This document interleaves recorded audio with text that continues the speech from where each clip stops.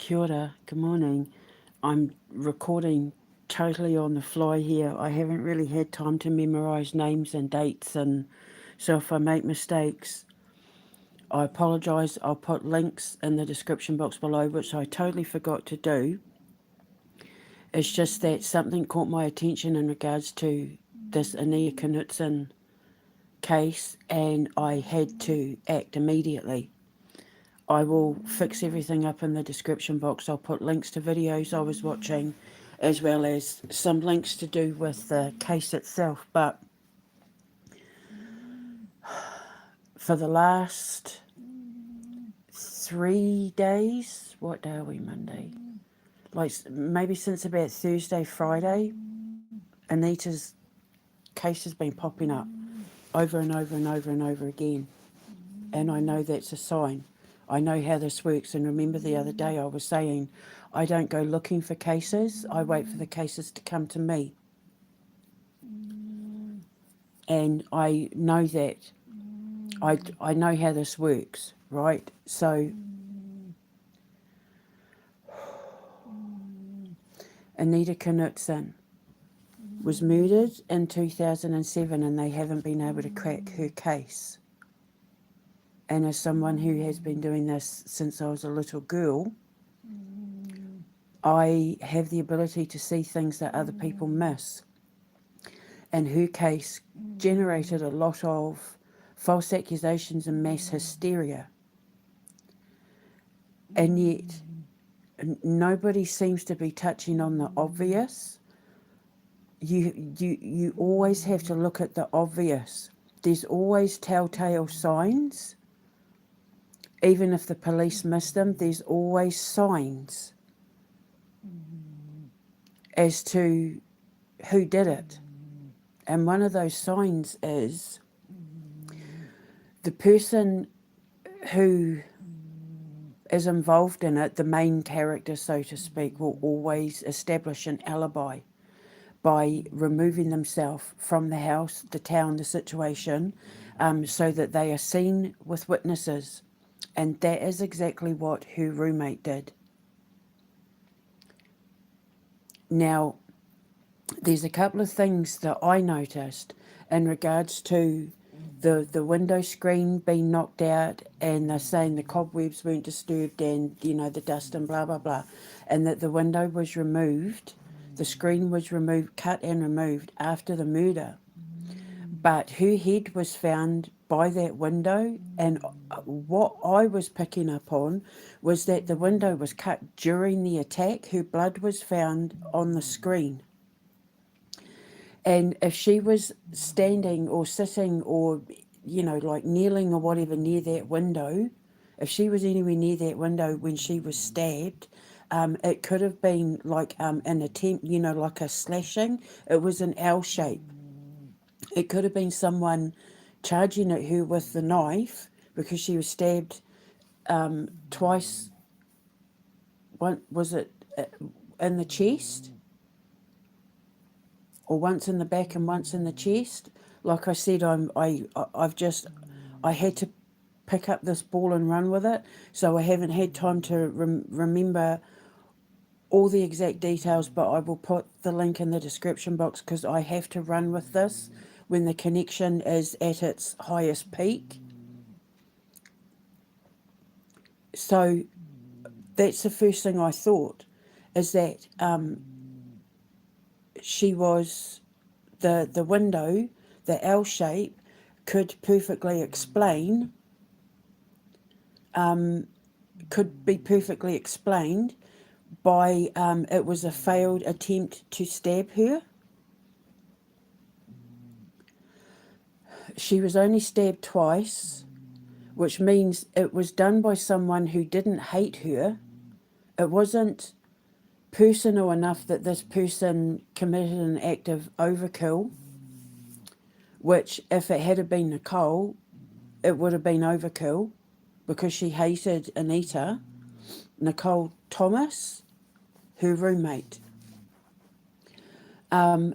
But it was someone that cared enough that they covered up her body as an act of guilt or to protect her dignity. And remember, I was talking about that the other day with, oh gosh,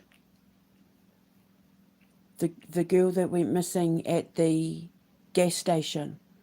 That, you know, the two kids that went missing at the gas station. I was just talking about that the other day. So it's somebody who knew her enough that they harboured guilt for what they were doing, but they also didn't want her to die without dignity. So they covered her up. And the knife was found under her body. So it says to me that the person came in, did what they did, the shock of everything, dropped it, stood back, her body fell, and then when they watched her die, they covered her body up and then they left through the locked door.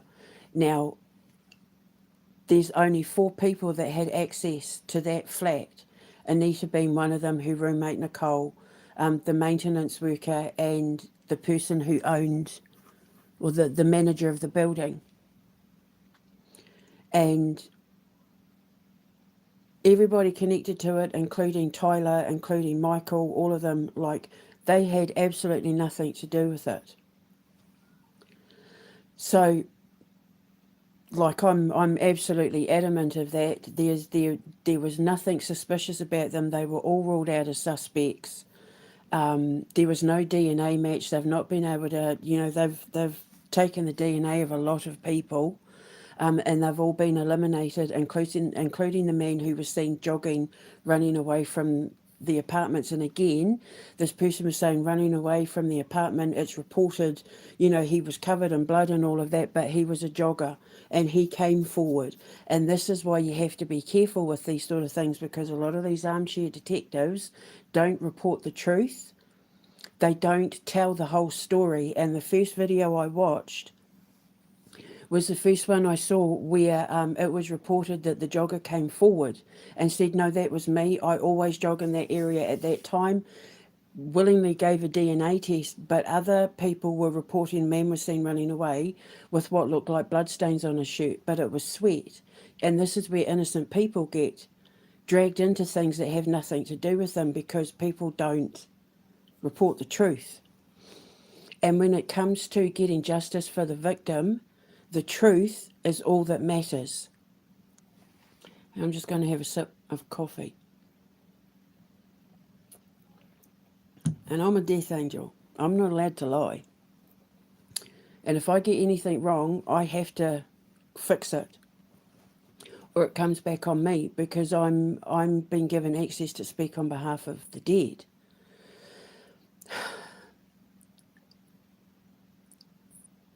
The thing that people overlooked, and everyone is overlooking, is the fact that Anita kept complaining that Nicole was bringing men to the apartment and then leaving the apartment and leaving her alone with these men, and she started feeling unsafe, so her father put an extra lock on the door, and that is the clue that everyone keeps missing. I believe, and the thumbnail of this video, I believe that she was killed as a murder for hire. I believe that she was put up to it because even the flatmate said, now the flatmate was put on trial and found innocent. The flatmate didn't personally do the killing, but nobody's ever looked into the fact that maybe she put somebody else up to it, and that she was bringing a lot of men home. She had a lot of interactions with men. And I think it is highly probable, when you look at it from a logical, logistical point of view, she was bringing men home and leaving the apartment to set it up that one of them take her out for her, because she needed to get out of that lease. She either needed to get rid of Anita or she needed to be able to get out of that lease. And she apparently, according to all the witnesses in that, hated Anita.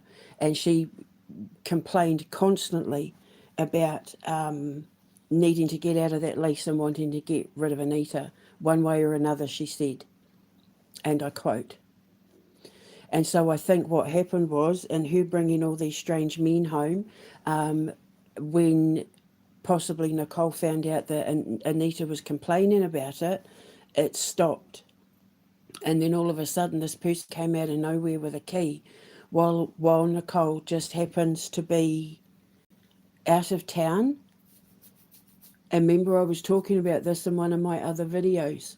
When when it's an assassinate, when it's a murder for hire, the person who does the hiring will always establish an alibi, either by being out of town or being around shops at the time of the murder where there's going to be a lot of CCTV cameras.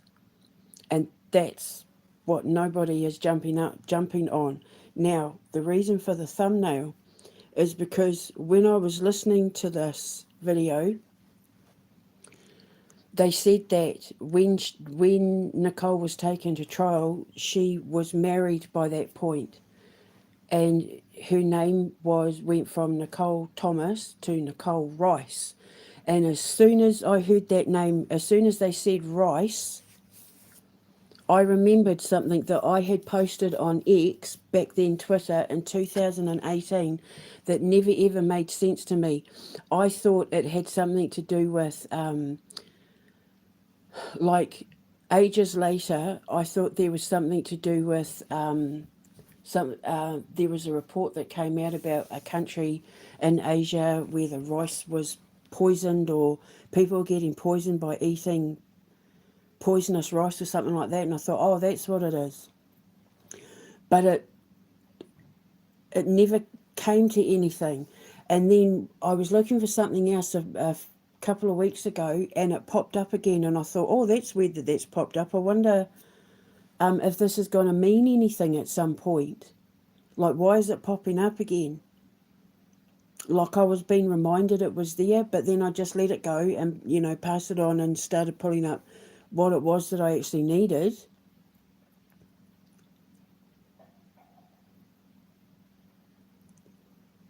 And then when I heard that name, the last name, that she's remarried and her name is Nicole Rice, it hit me like a ton of bricks. Oh my God. Rice, Rice, Rice. And I'm telling you now, because I think, if I remember rightly, Anita, she was adopted, but I think she was Indigenous.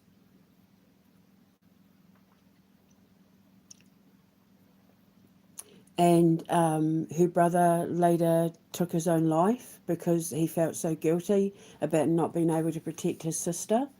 Um, I I really think that Rice, Rice, Rice was a clue being left as to who was responsible. While she might not have done the actual killing, from a logistical, highly statistical probability, you have to look at the fact that she may have been a murder for hire, and that she got one of her men to do it, that she was bringing to the house. She was trying to find someone who would do it, and she found someone. Did she pay them? Was she blackmailing them? She sounded like the sort of person that would resort to blackmail. And I think that the police, that people need to reinvestigate. I mean, she's already been tried and found innocent, so I don't know if that double jeopardy is going to be a thing. But all accounts point to a murder for hire.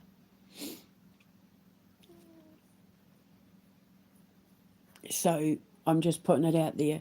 And that text from 2018, Rice, Rice, Rice, I am 100% taking that as a sign from beyond, that she was pointing out who was responsible. And it had to have been somebody who knew Anita, which would point to one of these men that she brought to the house, that Nicole brought to the house, because they knew her enough that they felt guilty about what they'd done, because they'd covered up her body, and even the police said this. They felt that there was a personal connection, but not personal enough where there was hatred. It's more like it was like done out of duty. I'm just doing this because I have to. I'm so sorry. I'm doing this because I have to. So was there some blackmail going on? Was there because like if it was somebody who was paid to do it, like if she said I'll give you 10 grand or whatever, they need to check Nicole's bank account from back then. But usually when it's more professional than that. This sounds like it was done in a hurry. He had to get in and get out.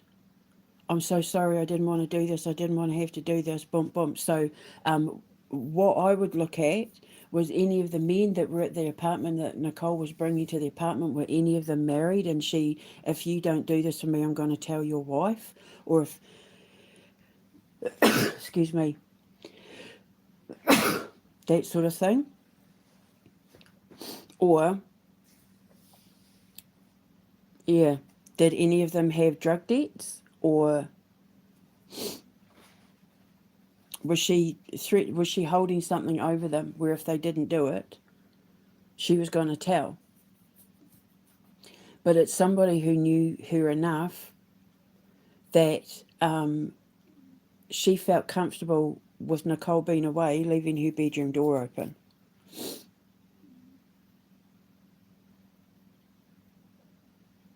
And that's what I was getting. He apologised. I'm so sorry. I don't want to have to do this. But I can't lose my job. I can't lose my family. I can't go to jail, like that sort of thing. So I'm more inclined to believe that Nicole got someone to do it, that she had something on. If you don't do this for me, I'm going to call the cops. I'm going to tell your wife. Was she sleeping with a married man?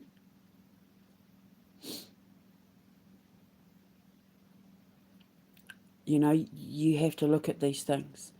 But the second they said that she was now Nicole Rice, that's when I remembered the text. And I thought, that's a message. That was placed there, ready for me to find, so that when this case popped up, I would know exactly what was going on. So people need to look at a murder for hire. They need to reinvestigate Nicole and her connection to these men that she was bringing to the apartment, because who brings strange men to the apartment and then leaves? That is a clear indication that she was leaving the apartment to be away from the attack, to distance herself from the attack. But they never went through. It never happened. And then because Anita started telling people that she was bringing men around and that she was feeling uncomfortable and she wasn't feeling safe anymore in that apartment, a woman's intuition. You never underestimate a woman's intuition, especially when it comes to that instinctual need. Because remember, when your instincts and your intuition line up, that is your conscience, that's your soul, that's the voice of God saying, pay attention.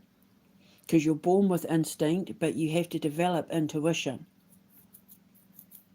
And when the two are aligned, it is a clear indication that it's a warning from God or your soul or whoever you believe in, the universe, telling you to pay attention. And she was paying attention, and she got her dad to put that lock on the door. And then she stopped bringing the men around, because there was no reports of her bringing the men around after the lock was put on her door, like a month before she was killed. And then she kept her door locked the whole time. But she was in her room that night. She was in the flat by herself. There's no indication. They never said anything about her bedroom door was kicked in. She had the key, that nobody else had the key to that door, to her bedroom, which would indicate that her bedroom door was open. There's nothing to say that they kicked in her bedroom door. She was texting on her phone, and then all of a sudden everything went silent, which means somebody came in and caught her off guard. She was in her robe. Some of her must have been exposed because they said they covered up her body as an act of to protect her dignity, which is a clear sign that it was somebody that at least knew her on a personal level. And I'm telling you now, it was one of those men she brought round to the house, that Nicole brought round to the house. And then if she was on her bed and then she sat up and her back was against that window, or any part of her was against that window being slashed like that, it sounds like, when you, like they plunged, because it happened so fast, plunged, pulled it down, and then to pull it out, sliced across, which then pushed the frame out the back from, the sheer force of everything. And then I think it was possibly that she then, backed up into the corner of her bed where she was then, stabbed again, and then fell face down on the bed with her head towards the window. And then he left, which means she felt comfortable enough that she was walking around in nothing but a robe, and her bedroom door was wide open because she was by herself, so she felt safe. And Nicole probably would have known this because of their work schedules. There would have been inevitably times where Nicole would have been coming home where the bedroom door would have been open, that would have been then shut in her face.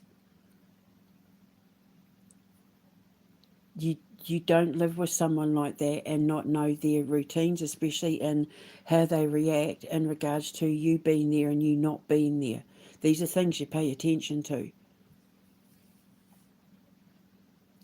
So if her family hear this,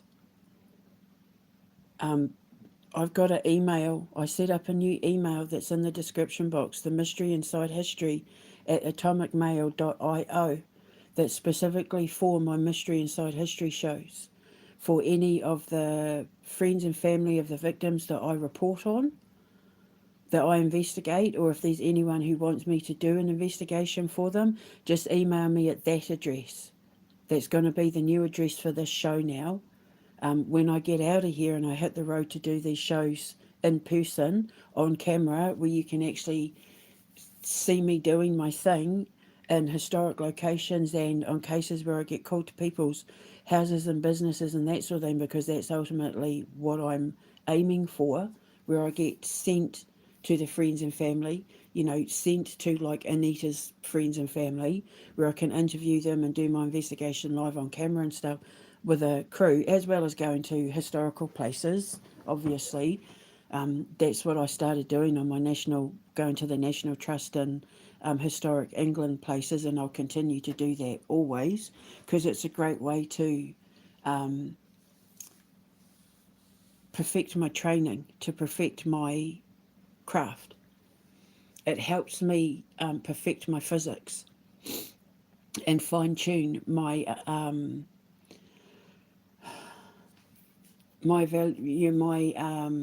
presentation to the world about time theory and the quantum effect and quantum entanglement and all that.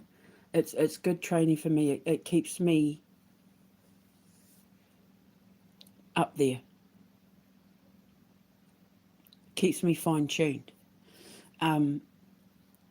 So yeah, this email address will be the one that's used. It's going to be the one that's used for my show from this point on.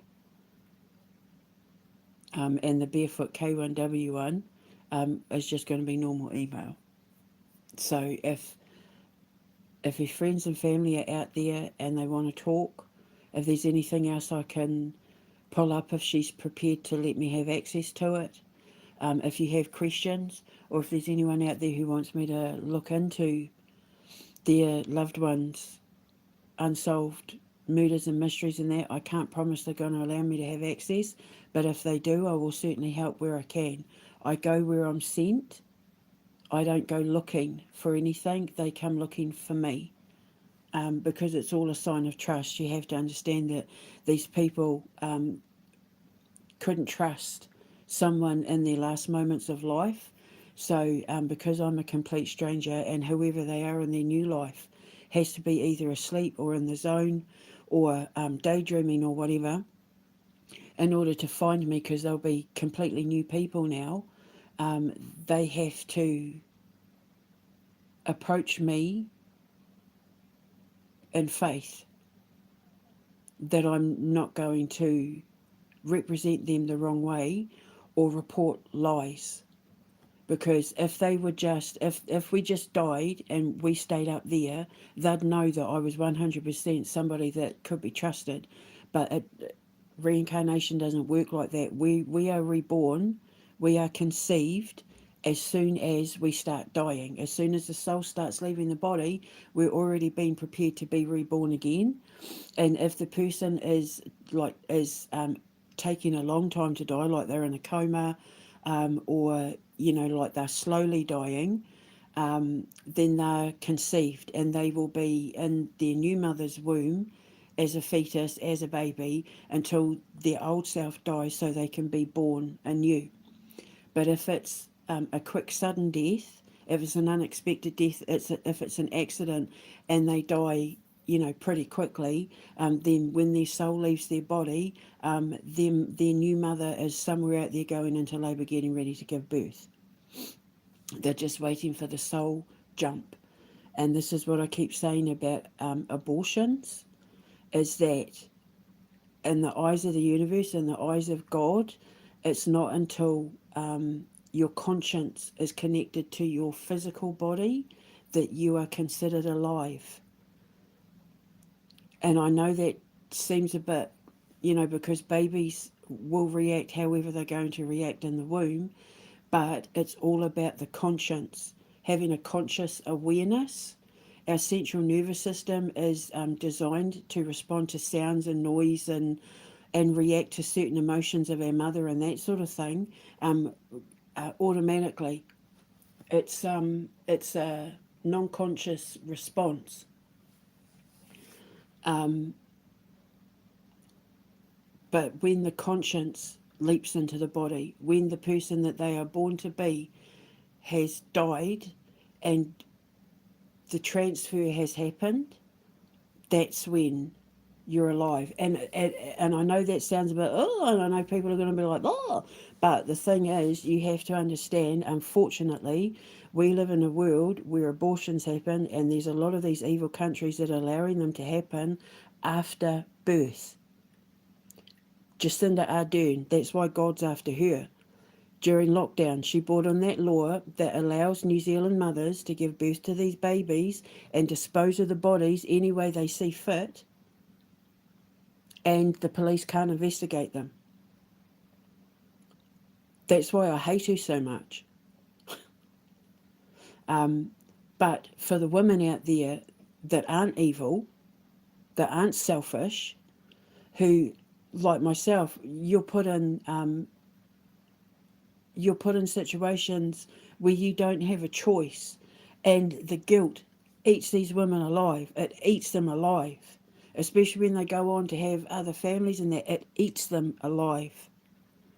And so I was sent to say, look, it's not an ideal situation, but these vessels sacrifice themselves for a greater purpose, as a lesson to society. Like, how about we make the morning after pill free? If you can go into a supermarket and give a code word to get a tampon or a sanitary pad, you should be allowed to do the same thing to get a morning after pill.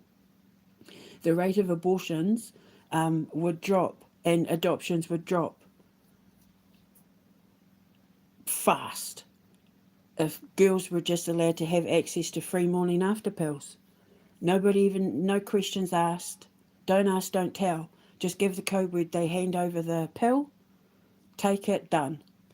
Take it in front of the person so that they can say, yep, they took it, whatever, and then it's done, and then nobody needs to know.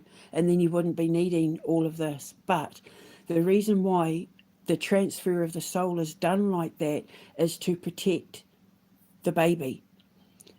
The baby itself is like a vessel that has no conscious awareness of what's happening to it in order to protect it so that in its next life it doesn't carry that burden along with it of knowing when it's in its conscious state, that's what happened to me. They are the ultimate angelic sacrifice for the greater good of humanity. They are the greatest awareness of, it shows how civilized you are based on how you deal with unwanted pregnancies. And Agenda soon lets mothers kill the babies after they're born, and they're not allowed to be investigated. And she slipped that law in during the first lockdown, and that's why I hate her so much. That's why taking her down is personal for me. And she was involved in what happened to my queen. And she was one of the worst offenders too. She was threatening, like locking people up, and like she was pure evil. Jacinda Ardern is pure evil. And our king gave her a damehood. I deserve the knighthood. She doesn't. And then she's so hated by New Zealand, she had to flee. And then who did she go and work for? America, of course she did. She's pals with Hillary Clinton, so that tells you everything. She's on the Jeffrey Epstein list, so that tells you everything. Our king has got himself caught up in so much controversy that when all of this does finally come out, he's not going to be able to escape it. The British public will demand the abolishment of the monarchy, all because he trusted the wrong people. And that's the thing. It's not because he's evil, it's not because he's one of them, it's because he trusted, because they're all his friends. And he trusted them. And they were blinding him to the truth of what they were all doing behind his back in his name and in the Queen's name. So, went off on a tangent there, but the whole thing is, I'm here to explain the afterlife. I'm a death angel. I know the term angel because I'm an arsehole with a big sarcastic mouth, but it's just I'm not the Grim Reaper. I don't take souls. The Grim Reaper, the role of the Grim Reaper is to remove the soul from the body after death and take them to the afterlife. I explain the afterlife before you die, or I go to the underworld to speak on behalf of the dead. So two completely different roles. And contrary to popular belief, thank you very much, if you look it up, death angels aren't all men. Some of us are women. I'm the only one, well, Vladimir Putin was the other one I knew of. Dark angels. But that's why I used to call him my work husband. But not anymore. I had to walk away because he listened to Trump and Musk and became the victim of Starmer and Zelensky as a result. So I had to leave him down there and walk away because I've got children to save. I've got victims to speak on behalf of. When this is over, when this war in Russia and Ukraine is over, I would love to go there and cover those battlefields in my rehua spray, because I can guarantee you, with some of the atrocities that has Zelensky and Starmer and Trump and NATO and that have inflicted on both sides, there's going to be a lot of residual energy stuck there, having their organs taken from them when they haven't even died on the battlefield, and that sort of thing, being poisoned in their drinking water.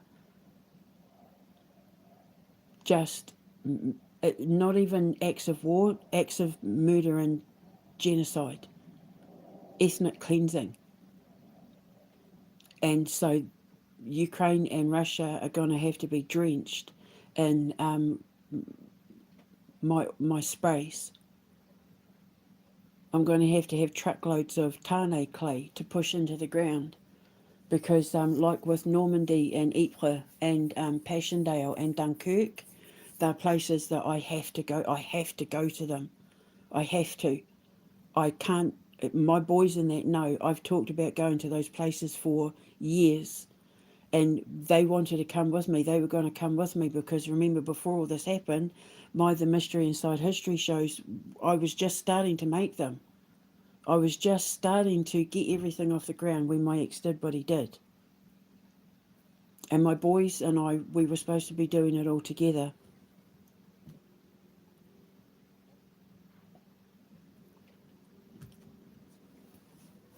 But I started seeing too much. And they couldn't risk me uncovering them because the exposure would have led them to going to prison for what they'd been planning since 2017.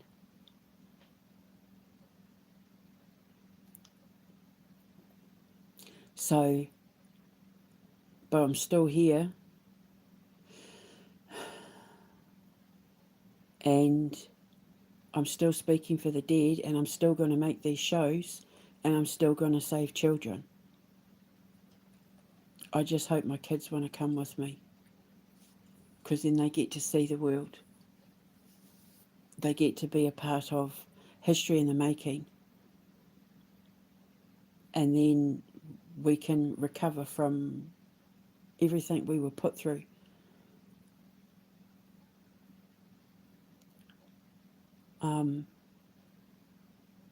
Everything we were put through when I brought my husband and my students into my boys' lives. The biggest shame and regret in my life, and I'll spend the rest of my life making it up to them. I hold myself responsible for the fact that my students and my husband Martin left scars on my boys. One of them tried to kiss my son when he was 7, and he's never forgotten it.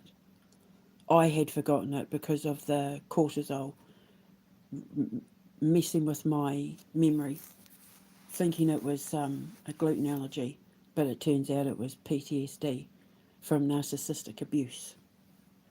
So, if Anita's family are out there and they hear this and they want to contact me, my email is there. But if you've got anything you want me to look at, especially when I get justice and I get my film crew and we're out of here, and my film crew is basically just going to consist of somebody who can, because one of my clients was married to a Hollywood cameraman. Sorry, not one of my clients, one of my students, former students, was married to a cameraman who worked for Hollywood.